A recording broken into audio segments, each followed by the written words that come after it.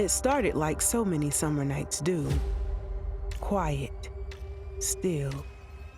The kind of night where nothing feels urgent, nothing feels dangerous. In Star City, the streets were empty. Porch lights clicked off one by one. Air conditioners hummed behind closed windows, and the town settled into sleep. Inside one of those homes, a 16-year-old girl lay awake. Her name was Skylar Neese. And before the sun came up, she would be gone.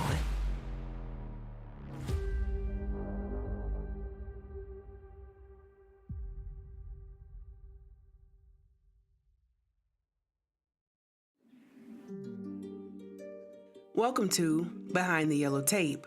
I'm Mimi, and here we share some of the most spine-chilling, gut-stirring, mysterious crime stories that will keep you on the edge of your seat. So if mystery and crime is your cup of tea, then you'll definitely get your fill here. We upload every Wednesday at 6:00 p.m. Eastern Standard Time. If you love a midweek dose of suspense, whether from your favorite seat, the car, before bed, or during your favorite activity, then leave a like to help build the algorithm. Also, don't forget to subscribe and hit the notification bell so you don't miss an upload. Now, let's take a step behind the yellow tape.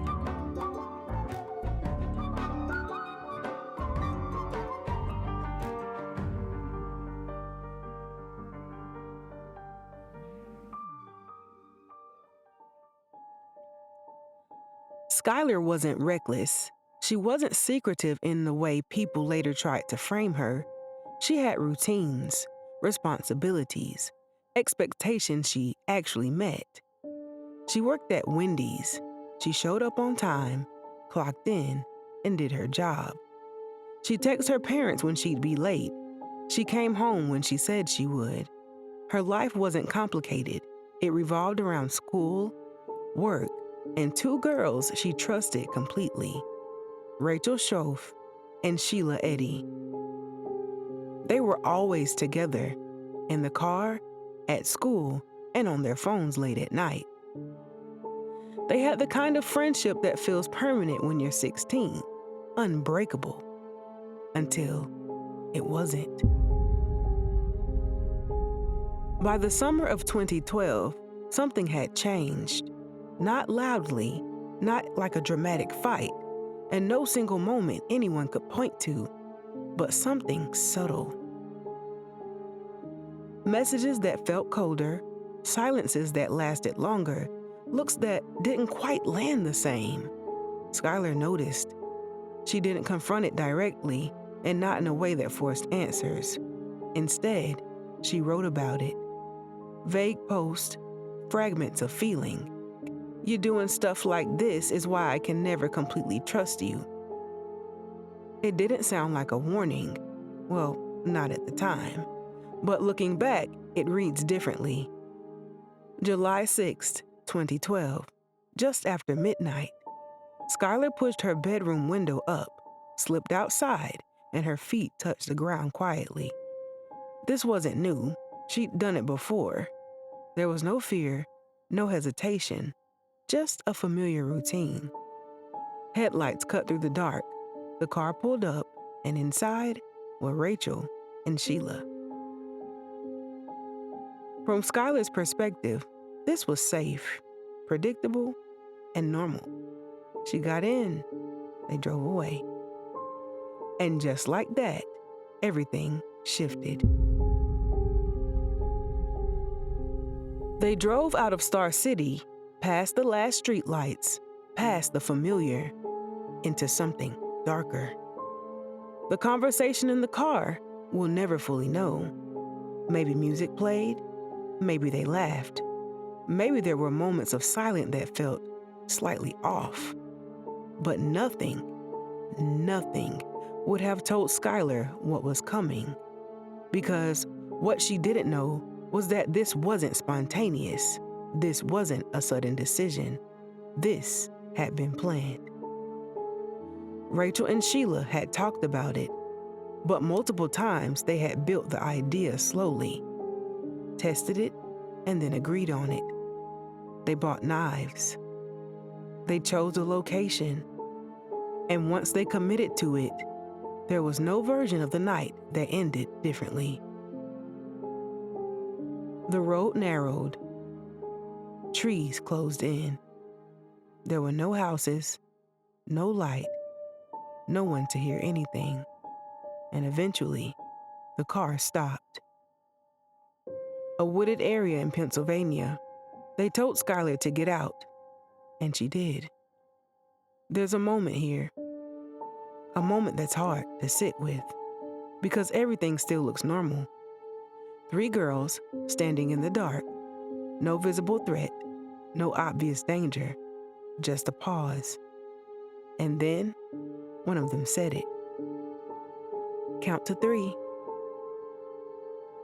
1, 2, 3. The attack was immediate, violent, confusing. Skylar didn't have time to process it. She tried to run, and instinct took over. But she was overpowered. The attack didn't stop. It didn't slow down. And within moments, it was over. No one heard it. No one saw it. The night stayed quiet, exactly the way it had been before. Except now, only 2 of them were walking back to the car, and they drove away.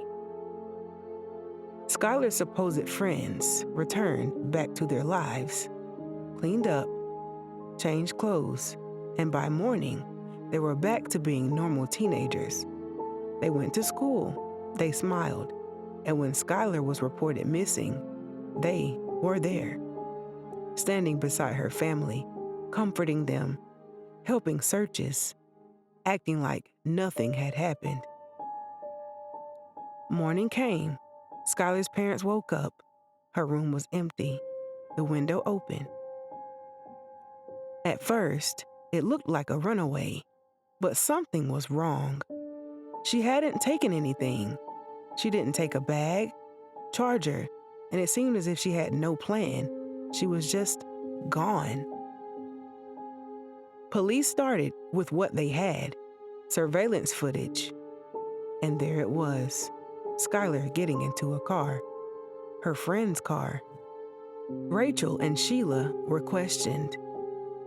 They were calm, cooperative, and convincing. We dropped her off. She was fine. And for a while, that story held. Days turned into weeks, weeks into months. The case slowed, and leads dried up. But beneath the surface, something was breaking. Rachel couldn't carry it any longer. The memory didn't fade.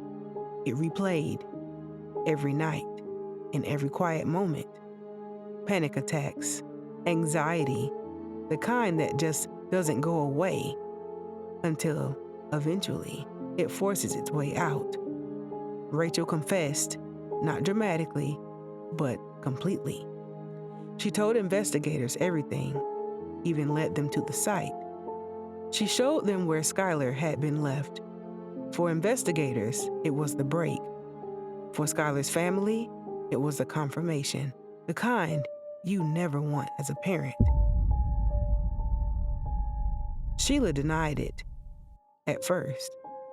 But then evidence builds, and truth doesn't stay buried forever. Eventually, she was also arrested. Both girls were charged, and the question everyone asked was why? Not revenge, not jealousy in any clear sense, and no single moment that explained it. Their answer? We just didn't like her anymore. In court, everything came out. The planning, the drive, the attack, and the lies. Rachel Shove pleaded guilty and was sentenced to 30 years. Sheila Edie was sentenced to life in prison. For Skylar's family, that was justice. But justice doesn't answer everything because grief is a lifelong sentence. Because some questions don't have answers that make sense. How do you understand being betrayed like that by people you trusted most? Today, Skylar's story is still told, not just as a crime, but as a reminder. Because sometimes danger doesn't look like danger, it looks familiar, safe, like a car pulling up in the middle of the night. Count to 3, they said, and by the time they reached it, it was already too late.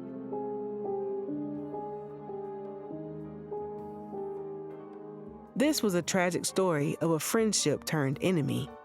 Thank you for listening, and until next Wednesday at 6 o'clock, I'm Mimi, and this has been a step behind the yellow tape.